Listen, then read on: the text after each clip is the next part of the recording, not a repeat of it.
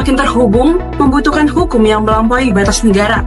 Di tengah konflik global, pelanggaran hak asasi manusia, dan krisis kemanusiaan, hadir Lembaga Peradilan Internasional sebagai pilar keadilan dunia. Lembaga-lembaga ini memegang peranan penting dalam menegakkan hukum, melindungi hak, dan memastikan keadilan tak mengenal batas. Inilah perjalanan kita menjelajah Lembaga Peradilan Internasional, pilar keadilan dunia bersama saya Betania Tumanggor, yang akan memberikan berita-berita terbaru dan teraktual 14 Mei 2025. Mahkamah Internasional atau International Court of Justice menjadi lembaga kehakiman utama Perserikatan Bangsa-Bangsa yang berdiri sejak tahun 1945 dan bermarkas di Den Haag, Belanda. ICJ bertugas menyelesaikan sengketa hukum antar negara serta memberikan pendapat hukum atas permintaan Majelis Umum dan Dewan Keamanan PBB. 5. Par 9 voix contre 5. For these reasons, the Court 1. Unanimously finds that there is no agreed maritime boundary between the Federal Republic ICJ memiliki kewenangan untuk menangani kasus dari negara-negara yang bersedia tunduk pada yurisdiksi pengadilan, dengan tujuan utama menjaga penyelesaian sengketa secara damai. ICJ menjadi garda terdepan dalam menegakkan hukum internasional. Sementara itu, Mahkamah Pidana Internasional atau International Criminal Court juga berlokasi di Den Haag, Belanda. Lembaga ini dibentuk melalui Statuta Roma pada tahun 1998 dan mulai beroperasi tahun 2002. ICC mengadili individu yang bertanggung jawab atas kejahatan luar biasa seperti genosida, kejahatan perang, dan kejahatan terhadap kemanusiaan. Mahkamah ini hadir untuk mengisi kekosongan ketika negara tidak mampu atau enggan mengadili pelaku kejahatan berat. Dengan prinsip komplementaritas, ICC memastikan keadilan tetap ditegakkan dan pelaku tidak lolos dari hukuman. Tidak hanya di darat, hukum internasional juga berlaku di lautan. Mahkamah Laut Internasional atau ICLOS berkembang untuk menangani berbagai konflik kelautan. Berdiri berdasarkan UNCLOS tahun 1982 dan berbasis di Hamburg, Jerman. ICLOS menyelesaikan sengketa terkait batas wilayah laut, eksplorasi sumber daya, hingga pelestarian lingkungan laut. Mahkamah ini memberikan solusi cepat atas permohonan pembebasan kapal, memberikan pendapat hukum, serta menegakkan hukum laut internasional demi menjaga keteraturan dan perdamaian di wilayah perairan dunia. Ketiga lembaga ini, ICJ, ICC, dan ICLOS menjadi tulang punggung sistem hukum internasional. Melalui proses hukum yang adil dan terstruktur, dunia berharap keadilan global dapat terus ditegakkan. Dari Den Haag hingga Hamburg, peradilan internasional terus berjuang untuk dunia yang lebih damai. Ini saatnya kita melihat lebih dekat bagaimana peran nyata mereka dalam menyelesaikan konflik global. Tidak hanya antar negara, tetapi juga dalam menegakkan keadilan bagi individu yang menjadi korban kejahatan. Kita akan terhubung dengan rekan saya langsung, Solita, yang saat ini berada di depan gedung Mahkamah Internasional di Den Haag. Halo Solita. Ya, benar sekali Mbak Betania. Saya saat ini sedang berada di depan gedung International Court of Justice, atau yang biasa disebut sebagai ICJ, atau Mahkamah Internasional. Sama seperti yang dibilang Mbak Betania tadi, bahwa ICJ merupakan lembaga peradilan internasional yang dibuat oleh PBB, yang dimana tugasnya untuk menyelesaikan sengketa antara negara dengan negara, yang dimana dalam artiannya, subjek hukum internasional selain negara tidak dapat menyelesaikan permasalahan maupun sengketa ke dalam Mahkamah Internasional. Nah, apa sih yang menjadi peran utama dari ICJ itu untuk menyelesaikan sengketa antara negara dengan negara? Sengketa antara negara di wilayah perbatasan merupakan hal yang lumrah terjadi dalam hubungan internasional. Sengketa semacam ini dapat berkaitan dengan berbagai hal, seperti masalah batas wilayah, sumber daya alam, dan hak-hak navigasi di perairan yang menjadi batas wilayah. Dalam proses penyelesaian sengketa, Mahkamah Internasional bersifat pasif yang dimana artinya hanya akan bereaksi dan mengambil tindakan-tindakan bila ada pihak-pihak berperkara yang mengajukan ke Mahkamah Internasional. Dengan kata lain, Mahkamah Internasional tidak dapat mengambil inisiatif terlebih dahulu untuk memulai suatu perkara apabila negara yang bersangkutan tidak mengajukannya ke Mahkamah Internasional. Adapun wewenang daripada ICJ ini adalah untuk memutuskan sengketa antara negara-negara terkait berbagai hal, termasuk sengketa di wilayah perbatasan. Proses penyelesaian sengketa di ICC dimulai dengan salah satu negara yang terlibat dalam sengketa mengajukan permohonan kepada ICC untuk menyelesaikan sengketa tersebut. Kemudian, ICC akan memproses proses pemeriksaan terhadap permohonan tersebut dan memutuskan apakah ICC berwenang untuk menyelesaikan sengketa tersebut. Nah, jika ICC berwenang, maka akan dilakukan persidangan dan pada akhirnya akan mengeluarkan putusan yang mengikat kedua belah pihak. Peran utama ICC adalah menjadi badan arbitrase atau pengadilan internasional yang memberikan putusan hukum mengenai sengketa antara negara-negara anggota. Peran ICC dalam konteks ini meliputi 3 hal. Yang pertama, memberikan keputusan hukum, yang dimana ICC memberikan putusan hukum yang mengikat dan memiliki otoritas internasional. Putusan ini didasarkan pada statuta ICC. Putusan tersebut merupakan landasan hukum yang membantu negara-negara dalam menyelesaikan sengketa mereka. Lalu yang kedua, menjaga kedamaian dan keamanan internasional. Melalui penyelesaian sengketa yang adil dan hukum, ICC berperan dalam menjaga kedamaian dan keamanan internasional. Dengan memberikan sarana hukum yang efektif bagi negara-negara untuk menyelesaikan konflik, ICC dapat menghindari eskalasi konflik menjadi konflik berskala besar. Lalu yang terakhir, mendorong penerapan hukum internasional, yang dimana ICC mempromosikan prinsip-prinsip hukum internasional dan membantu mengembangkan hukum internasional melalui interpretasi putusan dan pendapat-pendapat yang dikeluarkan. Jadi, kesimpulannya, International Court of Justice ataupun ICC memegang peran penting dalam menyelesaikan sengketa antara negara di wilayah perbatasan dengan memberikan legitimasi hukum, menciptakan stabilitas, dan mempengaruhi perilaku negara di masa depan. Baik, untuk mengetahui peran nyata dari ICC, kita dapat mengangkat dalam kasus Corfu, yang dimana kronologi singkat dari kasus ini yaitu persengketaan antara Albania dan Inggris yang diadili oleh Mahkamah Internasional pada tahun 1949, yang dimana pada tanggal 15 Mei 1946, kapal-kapal perang Inggris yang lewat di Selat Corfu di laut wilayah Albania ditembaki meriam-meriam pantai Albania. Kemudian, pada tanggal 22 Oktober 1946, 2 kapal Inggris yang lewat di Selat Corfu melanggar di ranjau laut sehingga timbul kerusakan dan korban di antara awak kapal. Dalam bulan November 1946, Satuan-Satuan Angkatan Laut Kerajaan Inggris melakukan penyapuan ranjau atau Operation Retail di bagian Selat Corfu yang terletak di perairan Albania tanpa seizin pemerintah Albania. Nah, putusan hakim pada kasus ini yaitu kedua belah pihak kemudian sepakat melalui bagian pertama dari persetujuan atau special agreement mengajukan pertanyaan kepada Mahkamah Internasional, yang dimana pertanyaan pertama, apakah Albania bertanggung jawab untuk peledakan yang terjadi pada tanggal 22 Oktober 1946 di perairan Albania, dan apakah Albania berkewajiban membayar ganti kerugian atas kerusakan kapal-kapal Inggris dan korban-korban? Mahkamah Internasional dalam hal ini menyatakan bahwa ternyata tidak ada upaya yang diambil oleh pemerintah Albania untuk mencegah malapetaka. Kelalaian yang menimbulkan musibah ini merupakan tanggung jawab menurut hukum internasional atas ledakan-ledakan yang terjadi pada 22 Oktober 1946 di perairan Albania, serta atas kerusakan dan korban-korban, dan Albania berkewajiban membayar ganti rugi kepada Inggris. Lalu pertanyaan yang kedua, apakah Inggris melanggar kedaulatan Albania menurut hukum internasional dengan perbuatan kapal-kapal angkatan lautannya di perairan Albania pada tanggal 22 Oktober serta pada tanggal 12 sampai 13 November 1946, dan apakah dalam hal ini ada kewajiban kompensasi?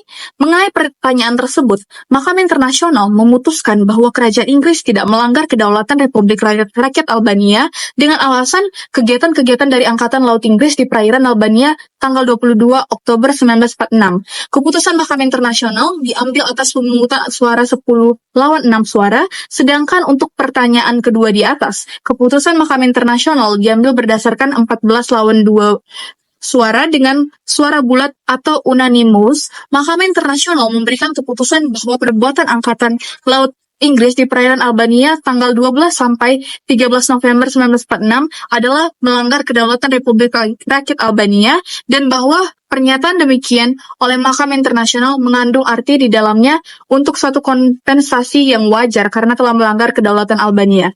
Baik, kembali ke studio. Baik, terima kasih Solita atas informasi mendalam tentang ICJ. Pemirsa, kita akan membahas lebih lanjut tentang Lembaga Peradilan Internasional. Jadi jangan kemana-mana setelah yang satu ini.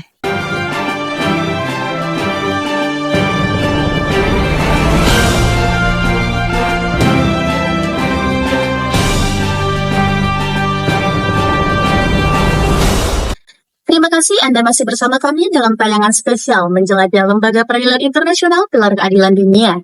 Setelah kita membahas peran Mahkamah Internasional dalam menyelesaikan sengketa antar negara, kini saatnya kita menyoroti dua lembaga peradilan internasional lainnya yang tak kalah penting.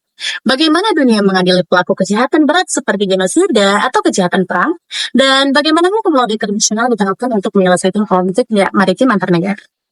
Yang pertama terdapat International Tribunal for the Law of the Sea atau ICLOS. Adalah lembaga peradilan internasional yang didirikan berdasarkan United Nations Convention for the Law of the Sea tahun 1982 dan mulai beroperasi pada tahun 1996 berkantor pusat di Hamburg, Jerman. ICLOS bertugas menyelesaikan sengketa antar negara terkait hukum laut seperti batas wilayah, hak penangkapan ikan, eksplorasi sumber daya alam laut, dan kebebasan navigasi. ICLOS juga menangani permintaan pembebasan kapal dan awaknya yang ditahan secara tidak sah oleh negara lain melalui mekanisme prompt release. Selain itu, ICLOS memberikan pendapat hukum atas permintaan negara atau organisasi internasional serta turut berperan dalam pengembangan hukum laut internasional termasuk isu-isu modern seperti perubahan iklim dan eksplorasi laut dalam. Lalu, ada juga International Criminal Court atau ICC adalah pengadilan pidana internasional yang berkedudukan di Den Haag, Belanda dan mulai beroperasi sejak tahun 2002 berdasarkan Statut Roma tahun 1998. ICC dibentuk untuk mengadili individu yang bertanggung jawab atas genosida, kejahatan terhadap kemanusiaan, kejahatan perang, dan kejahatan agresi. Tujuannya adalah memastikan pelaku kejahatan berat tidak lolos dari hukum, memberikan keadilan bagi korban, serta mencegah kejahatan serupa di masa depan. ICC juga memperkuat sistem hukum internasional dengan menegaskan bahwa tak ada satupun, termasuk kepala negara yang kebal dari pertanggungjawaban hukum. Peran lembaga peradilan internasional memang sangat penting dalam menegakkan keadilan global. Namun, tentu saja perjalanan mereka tidak selalu berjalan mulus. Lalu, apa saja tantangan konkret yang dihadapi lembaga-lembaga ini? Dan bagaimana bentuk dukungan serta kerjasama yang bisa dilakukan oleh negara untuk memperkuat peran pengadilan internasional? Untuk menjawabnya, kita akan mendengarkan langsung penjelasan dari rekan-rekan kami, Alisa dan Deborah yang saat ini berada di depan gedung International Criminal Court di Den Haag. Mbak Alisa, Deborah, silahkan. Baik, terima kasih Rifda. Saat ini saya dan Alisa sedang berada di depan ICC, International Criminal Court, tempat di mana keadilan bagi korban kejahatan internasional ditegakkan. Namun, seperti yang telah disebutkan, proses ini tidak selalu mudah. Ada berbagai tantangan serius yang dihadapi lembaga peradilan internasional, baik dari segi politik, hukum, maupun dukungan internasional. Berikut beberapa hambatan efektivitas lembaga ini di dalam menjalankan tugasnya. Yang pertama ada keterbatasan yurisdiksi. Lembaga peradilan internasional seperti ICC hanya memiliki yurisdiksi atas kasus-kasus tertentu, seperti genosida, kejahatan terhadap kemanusiaan, kejahatan perang, dan agresi. Ini berarti lembaga tersebut mungkin tidak dapat mengadili semua pelanggaran hukum internasional. Yang kedua, kurangnya kerjasama dari negara-negara. Beberapa negara mungkin menolak untuk bekerja sama dalam proses hukum internasional, seperti mengekstradisi pelaku kejahatan internasional. Hal ini jelas saja menghambat kemampuan lembaga peradilan untuk mengadili pelaku. Yang ketiga, keterbatasan sumber daya. Lembaga peradilan internasional seperti Mahkamah Pidana Internasional sering menghadapi keterbatasan sumber daya, termasuk keuangan, sumber daya manusia yang dapat mempengaruhi efektivitas mereka dalam menangani kasus-kasus. Yang keempat, dinamika politik internasional. Dinamika politik internasional dapat mempengaruhi efektivitas lembaga peradilan internasional karena keputusan politik suatu negara dapat mempengaruhi kerjasama dan dukungan terhadap proses hukum internasional. Namun ada solusinya yang dapat kita lakukan, yaitu yang pertama, peningkatan kerjasama internasional. Memperkuat kolaborasi antar negara, lembaga internasional, dan organisasi non-pemerintah atau NGO untuk meningkatkan perlindungan hak asasi manusia dan menegakkan keadilan global. Yang kedua, mendorong negara-negara untuk berkomitmen pada prinsip-prinsip keadilan global, melakukan negosiasi, mediasi, konsultasi, arbitrase, atau penyelidikan untuk menyelesaikan sengketa internasional secara damai. Yang ketiga, penguatan yurisdiksi pengadilan internasional. Meningkatkan yurisdiksi pengadilan internasional, misalnya Mahkamah Pidana Internasional (ICC) untuk menangani kejahatan internasional seperti genosida, kejahatan perang, dan kejahatan terhadap kemanusiaan. Keempat, mendorong negara-negara untuk mengakui dan menghormati yurisdiksi pengadilan internasional. Pengembangan mekanisme pemantauan dan pelaporan. Membangun mekanisme yang kuat untuk memantau implementasi hukum dan putusan pengadilan internasional. Meningkatkan transparansi dan akuntabilitas lembaga peradilan internasional, peningkatan kesadaran masyarakat, melakukan kampanye advokasi dan pendidikan untuk meningkatkan pemahaman masyarakat tentang hukum dan keadilan sosial. Baik, terima kasih Deborah. Setelah mengetahui berbagai tantangan yang dihadapi lembaga peradilan internasional, pertanyaannya sekarang adalah, apa yang bisa dilakukan negara-negara untuk mendukung keberadaan dan efektivitas lembaga ini? Nah, kerjasama antar negara ini menjadi kunci. Tanpa dukungan politik, hukum, dan logistik dari negara-negara anggota, lembaga seperti ICC tidak akan mampu menjalankan fungsinya dengan maksimal. Nah, berikut adalah beberapa kerjasama yang dapat dilakukan oleh antar negara untuk mendukung keberadaan lembaga peradilan internasional. Yang pertama adalah meratifikasi dan mematuhi perjanjian internasional. Negara menjadi pihak dalam perjanjian, misalnya Statuta Roma untuk ICC, UNCLOS untuk ICLOS, tunduk pada kewenangan pengadilan internasional. Lalu yang kedua, menyerahkan tersangka dan pelaku kejahatan internasional. Negara menangkap dan menyerahkan tersangka ke pengadilan internasional seperti Uganda yang menyerahkan Dominic Ongwen ke ICC. Lalu yang ketiga adalah memberikan bantuan hukum timbal balik atau mutual legal assistance. Negara memberikan bukti, dokumen, akses lokasi atau saksi untuk membantu proses pembuktian di pengadilan internasional. Lalu yang keempat ada melaksanakan putusan atau perintah pengadilan internasional. Negara melaksanakan hasil putusan seperti pembayaran ganti rugi, perubahan kebijakan, atau penghentian tindakan tertentu. Lalu yang kelima ada mendukung secara politik dan diplomatik. Negara mendukung pengadilan internasional di forum internasional, menolak impunitas, dan mendukung resolusi terkait keadilan global. Yang keenam ada memberikan kontribusi dana dan sumber daya. Negara menyumbang dana, pelatihan, atau program kerjasama teknis untuk operasional pengadilan internasional. Lalu ada menyediakan sarana dan fasilitas. Negara menyediakan lokasi tahanan, perlindungan saksi, atau pengamanan sidang untuk mendukung proses peradilan internasional. Lalu yang kedelapan ada pelatihan dan peningkatan kapasitas, di mana negara menyelenggarakan atau mengikuti pelatihan terkait hukum internasional, berbagi pengalaman dan praktik terbaik. Lalu yang kesembilan ada partisipasi aktif dalam sidang dan proses hukum, di mana negara mengirim perwakilan resminya untuk menyampaikan pandangan dan amicus curiae untuk memperkaya proses peradilan. Lalu yang ke-10 ada perlindungan hak asasi manusia dan korban, di mana negara memastikan perlindungan hak korban dan saksi, serta mendorong keterlibatan masyarakat sipil dalam proses peradilan. Lalu yang ke-11 ada pemantauan dan evaluasi, di mana negara melakukan pemantauan terhadap pelaksanaan putusan, melaporkan kemajuan dan hambatan kepada badan internasional. Baik, terima kasih. Kembali ke studio. Terima kasih kepada Deborah dan Alisa atas penjelasan yang sangat informatif. Dari pembahasan hari ini, kita telah melihat bagaimana lembaga-lembaga peradilan internasional seperti ICJ, ICC, dan ICLOS memainkan peran penting dalam menjaga keadilan dan perdamaian dunia. Meskipun masih menghadapi banyak tantangan, harapannya akan tercipta tatanan global yang adil dan tetap terbuka selama ada komitmen dan kerjasama dari seluruh negara untuk mendukung lembaga-lembaga ini. Semoga tayangan ini bisa menambah wawasan kita semua tentang pentingnya keadilan lintas negara dan peran hukum internasional dalam menciptakan dunia yang lebih damai. Saya Rifda, mewakili seluruh tim yang bertugas mengucapkan terima kasih atas perhatian Anda. Sampai jumpa di edisi berikutnya.